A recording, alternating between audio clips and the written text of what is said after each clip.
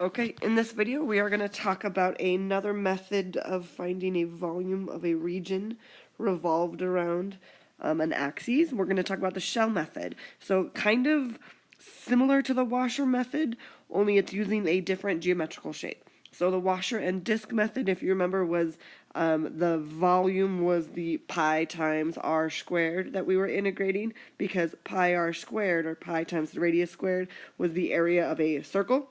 So what we are going to do for the shell method is, instead of finding an area of a circle, we're actually going to find an area of a cylinder.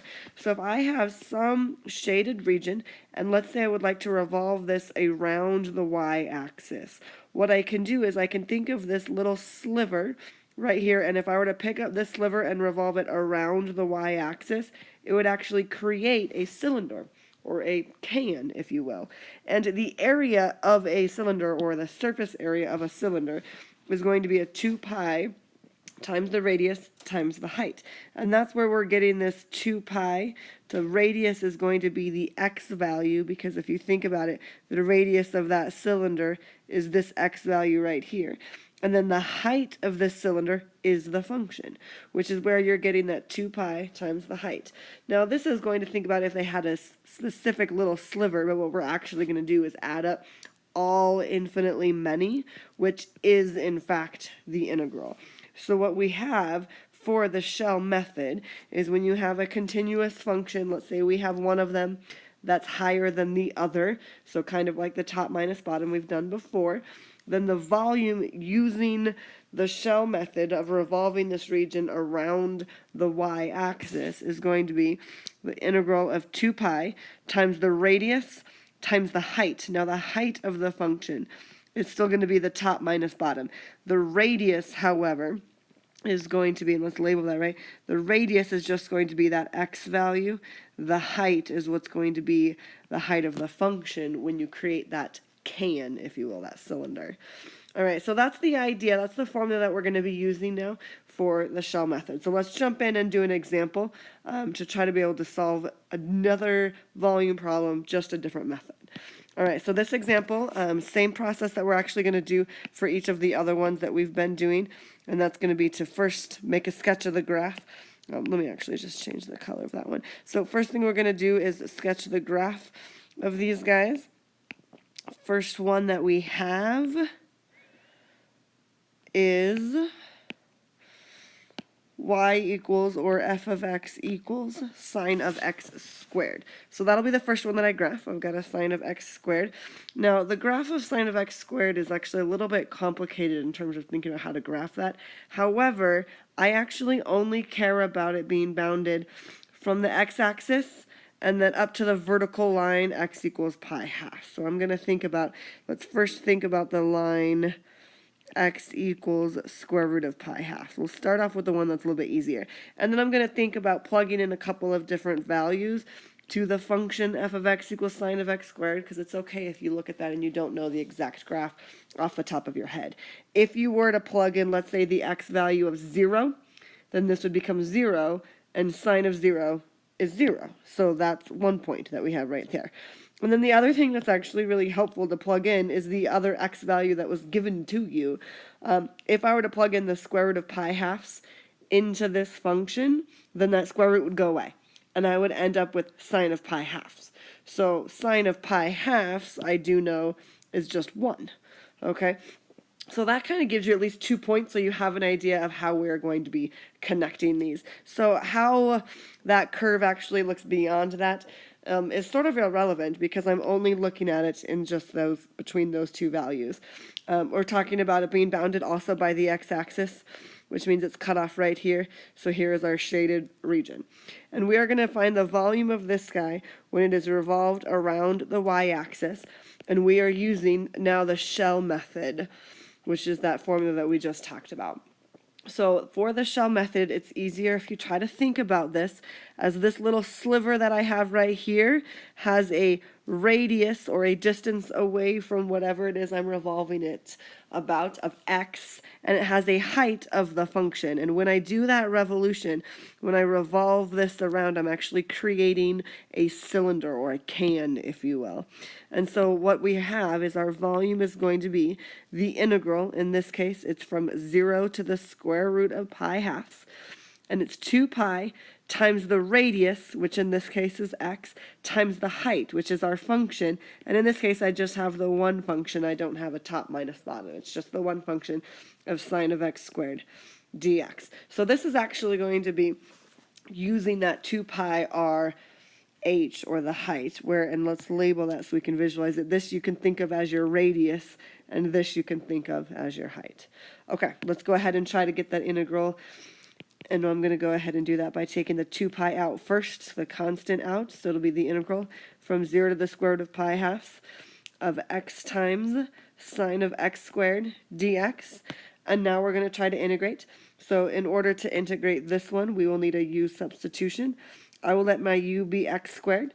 So then du is going to be 2x dx, and then I'll underline this so you can visualize it. That means that this 2x and dx can now be entirely replaced with du when I do this substitution. So now it's just going to be a single pi, the integral sine of u du. One more time for that u substitution. This 2x dx is exactly what I have now, that it's equal to du, which is why all of those went away and I just had a du. And instead of x squared, I was able to replace x squared with just u, which is why that became sine of u.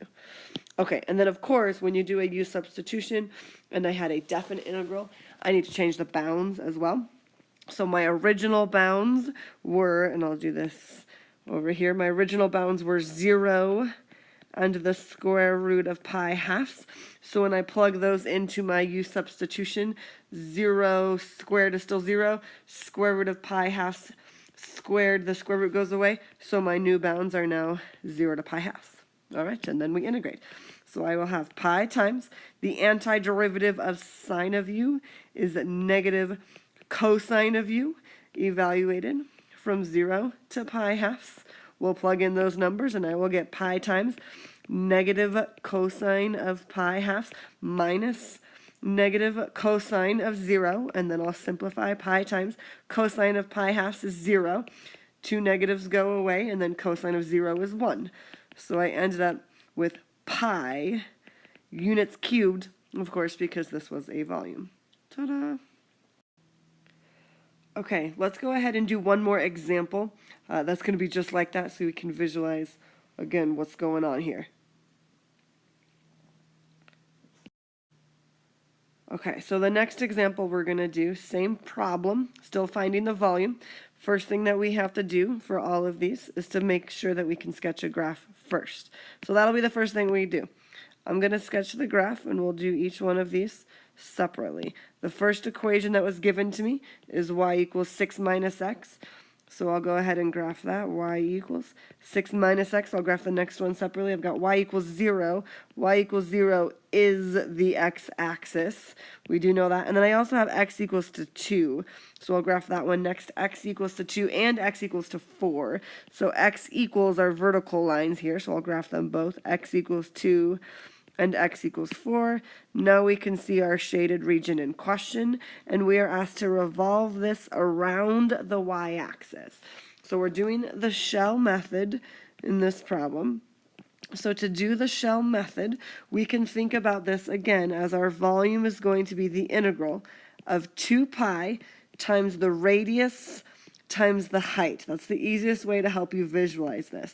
So in this case, our integral is going to be 2 pi. My radius, again, is going to be, if you think about this little sliver and taking that sliver and revolving it around the y-axis, the radius is going to be that x distance of the cylinder that we are creating. So my radius was just x, and the height is going to be the height of the function, or the height of that little sliver, which is still going to be a top minus bottom. And it looks to me, if you look at this, the red function's on top, the green function's on bottom.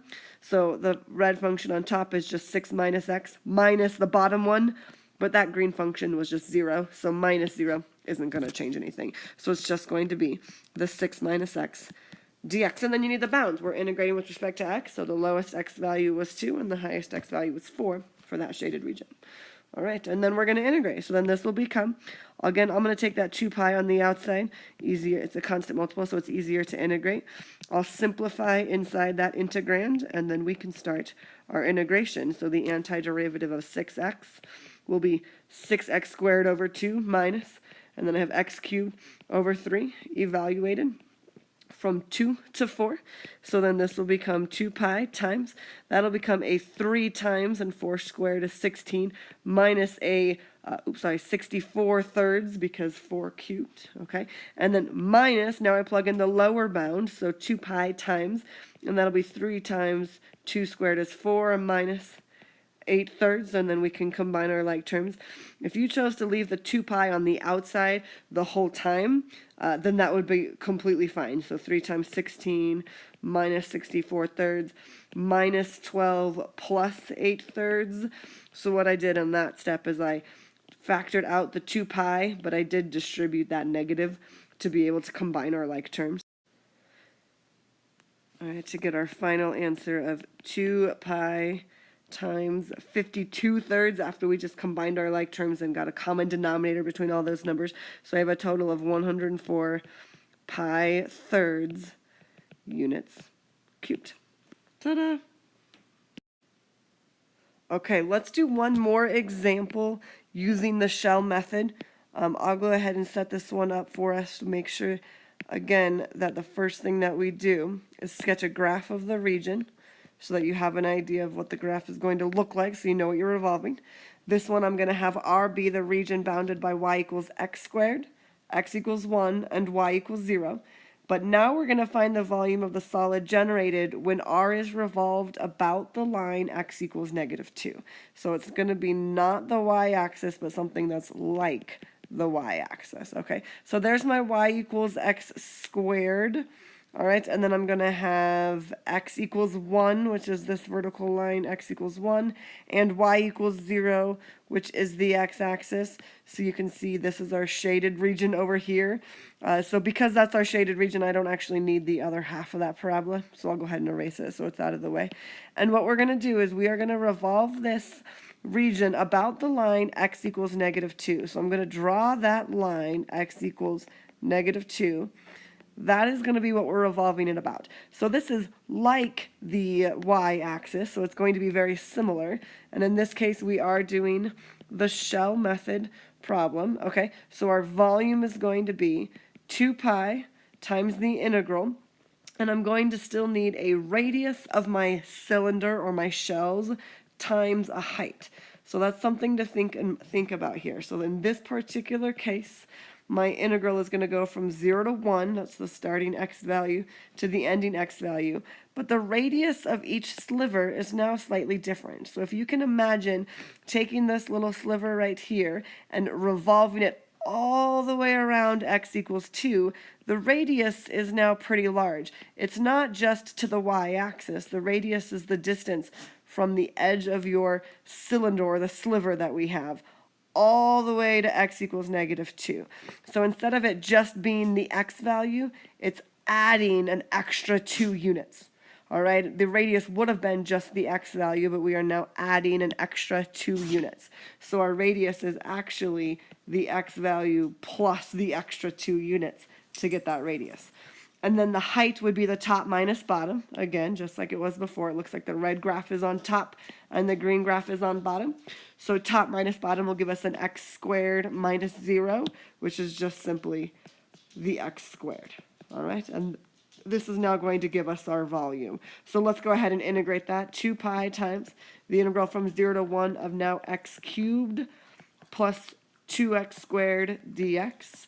So 2 pi times x to the 4th over 4 plus 2x cubed over 3, evaluated from 0 to 1. Plug in our numbers, and I will get 2 pi times 1/4 plus 2/3 minus, and it looks like I got 0 when I plugged in that bottom bound. And then we're going to combine our like terms of the 1/4 and the 2/3, get those to have a common denominator.